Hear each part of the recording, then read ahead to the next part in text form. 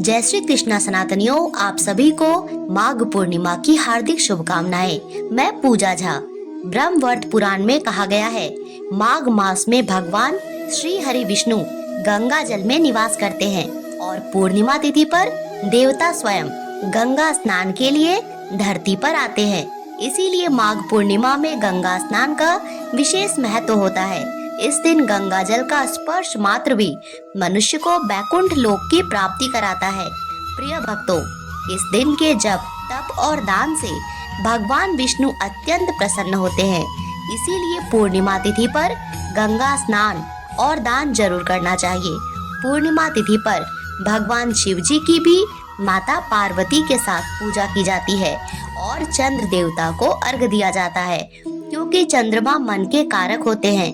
इसीलिए पूर्णिमा के दिन चंद्रदेव को अर्घ देने से मनुष्य को मानसिक शांति, धन समृद्धि और सकारात्मकता की प्राप्ति होती है। इस वर्ष 2025 में पूर्णिमा तिथि 11 फरवरी की शाम 6:55 से प्रारंभ होगी और 12 फरवरी बुधवार शाम 7:22 तक रहेगी। उदया तिथि के अनुसार 12 फरवरी बुधवार को माघ पूर्णिमा का व्रत रखा जाएगा और स्नान दान किया जाएगा।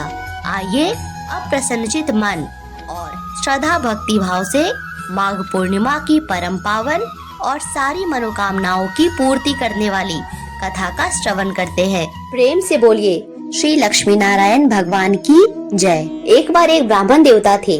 वे रोज पीपल पर जल चढ़ाते थे, पूर्णिमा का उपवास भी रखते थे और चंद्र देवता को जल भी अर्पित करते थे। जब भी वे पीपल के पेड़ में जल चढ़ाने जाते थे तो पीपल में से एक लड़की की आवाज आती थी, पिताजी मैं तुम्हारे साथ चलूंगी।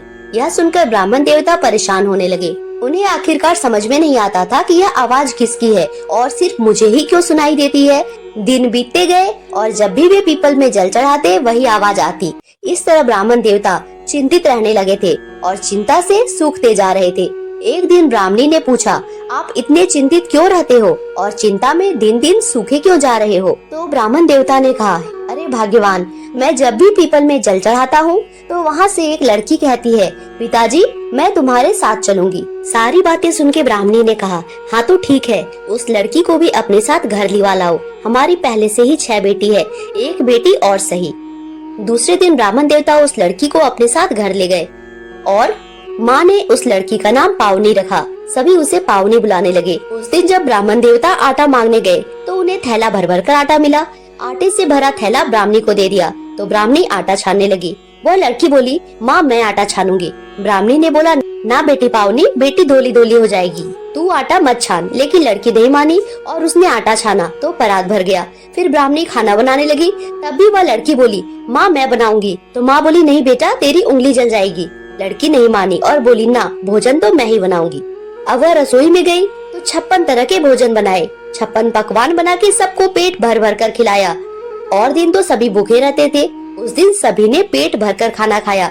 खाना बहुत ही स्वादिष्ट बना था। कुछ समय के बाद ही ब्राह्मणी का भाई आया। कहने लगा, जीजी मुझे तो भूख लगी है, रोटी खाऊंगा। सुनकर ब्राह्मणी चिंतित हो गई कि सबने तो खा लिया है, अब इसे खाना कहाँ से खिलाऊंगी। तो फिर पावनी आई और बोली, माँ क्या बात है, तुम चिंतित क्यों हो? माँ बोली, तेरा मामा आया है और रोटी खाएगा।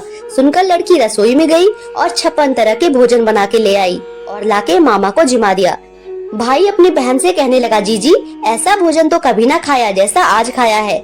माँ बोली, तेरी ही पावनी भांजी है, उसी ने बनाया है। मामा पेट भरकर खाकर चला गया। शाम हुई तो वह लड़की बोली, माँ चौका लगा के चौका का दिया जला देना, आज मैं कोठे पे सोऊंगी।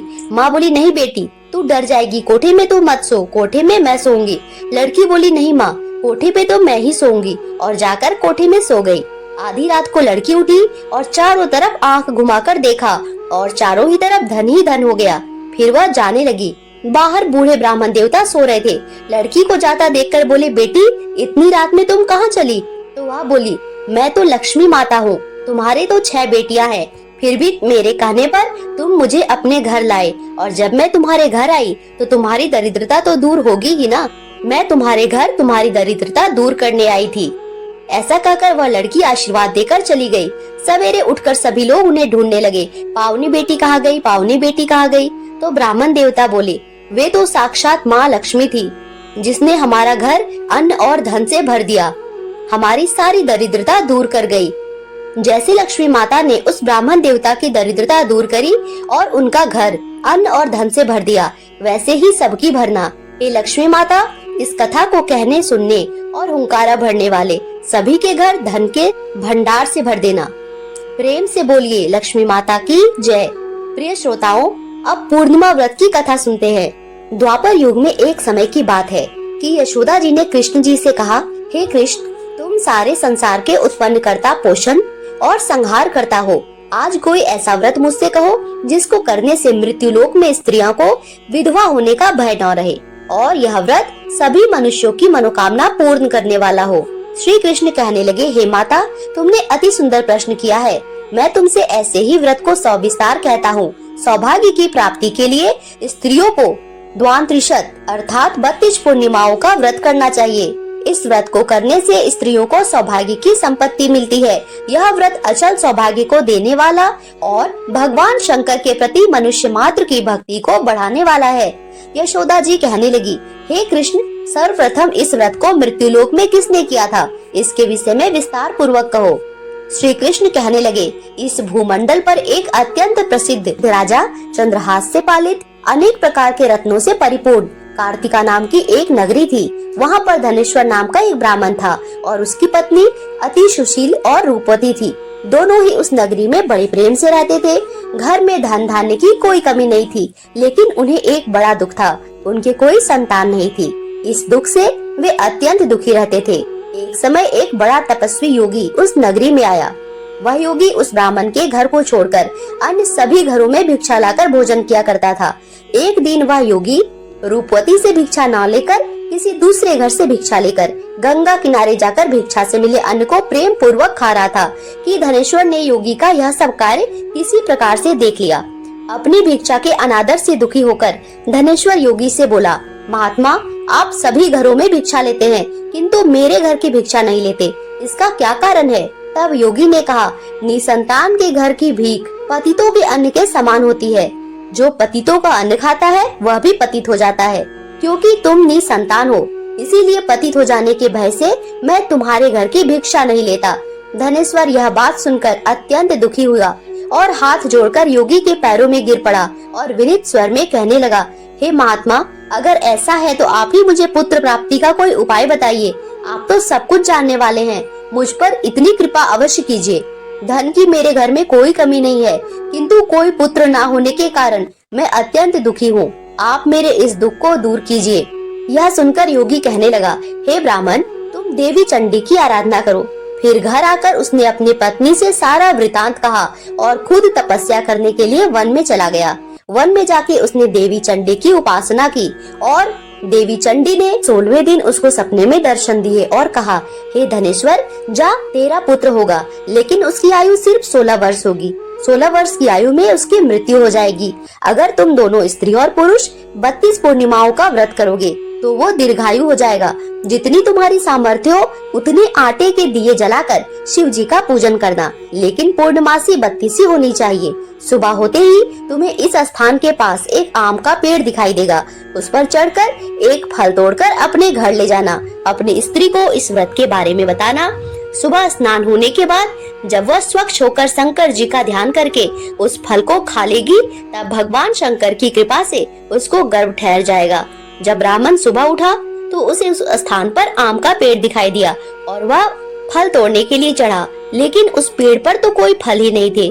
यह देखकर उसे बड़ी चिंता हुई। उसने भगवान गणेश की उपासना की और कहा, हे दयानिधे, अपने भक्तों के विघ्नों का नाश करके उनके मंगल कार्य को करने वाले, दुष्ट का नाश करने वाले, रिद्धि सिद्धि देने वाले, कृपया आप ऐसी कृपा करें कि मेरी मनोकामना पूरी हो सके और मैं इस पेड़ से फल ले जाकर अपनी पत्नी के पास पहुंच सकूं। भगवान गणेश ने उसकी प्रार्थना स्वीकार कर ली और फिर उसे कुछ ऊंचाई पर एक आम का फल दिखाई दिया। ब्राह्मण किसी तरह उस पेड़ पर चढ़ा और उस फल को लेके अपनी पत्नी के पास पहुंचा। उसकी पत्नी ने अपने पति के कहे अनुसार उस फल को खाया और वह गर्भवती हो गई। देवी की कृपा से उसे बहुत सुंदर पुत्र पैदा हुआ। उसका नाम उन्होंने देवीदास रखा। माता पिता के हर्ष और शोक के साथ वह बालक बढ़ने लगा। भगवान की कृपा से बालक बहुत ही सुंदर था, सुशील और पढ़ाई लिखाई में बहुत निपुण था। दुर्गा जी के कथनानुसार उसकी माता ने 32 पूर्णमासी का व्रत रखा। जैसे ही 16वां वर्ष लगा, दोनों पति पत्नी बहुत दुखी हो गए, कहीं उसके पुत्र की मृत्यु ना हो जाए। उन्होंने सोचा कि अगर उनके सामने यह सब हुआ तो कैसा होगा, वे देख नहीं पाएंगे। तभी उन्होंने देवीदास के मामा को बुलाया और 1 वर्ष के लिए देवीदास को काशी में पढ़ने के लिए भेज दिया। 1 वर्ष के बाद उसे वापस लेकर आना, ऐसा कहकर देवीदास को उसके मामा के साथ एक घोड़े पर सवार होकर भेज दिया। उसके मामा को भी यह बात पता नहीं थी। दोनों पति पत्नी ने 32 पूर्णमासी का व्रत पूर्ण किया। दूसरी तरफ मामा और भांजा दोनों रात गुजारने के लिए रास्ते में एक गांव में रुके। उस दिन उस गांव में ब्राह्मण की कन्या का विवाह होने वाला था। जिस धर्मशाला में वर और बारात के बाकी लोग रुके थे, उसी धर्मशाला में देवीदास और उसका मामा ठहर गए। उधर कन्या को तेल आदि चढ़ने के बाद जब लग्न का समय आया तो वर की तबीयत खराब हो गई। वर के पिता ने अपने परिवार वालों से विचार विमर्श करके कहा, यह देवीदास मेरे पुत्र के जैसा ही है, मैं इसके साथ ही लगन करा दूं। बाद में बाकी सारे काम मेरे बेटे के साथ पूरे हो जाएंगे। ऐसा कहने के बाद वर के पिता देवीदास को मांगने के लिए उसके मामा के पास गए और उन्हें सारी बात बताई। मामा ने कहा कि कन्यादान में जो भी कुछ मिलेगा वे हमें दे दिया जाएगा। वर के पिता ने सहर्ष स्वीकार कर लिया। इसके बाद देवीदास का विवाह कन्या के साथ संपन्न हो गया। उसके बाद वह अपनी पत्नी के साथ भोजन न कर सका और मन में विचार करने लगा कि न जाने यह किसकी पत्नी होगी। यह सोचकर उसकी आंखों में आंसू आ गए। तब वधू ने पूछा कि क्या बात है, आप क्यों उदास हैं? तब उसने सारी बातें पत्नी को बता दी। तब कन्या कहने लगी, यह ब्रह्म विवाद के विपरीत है।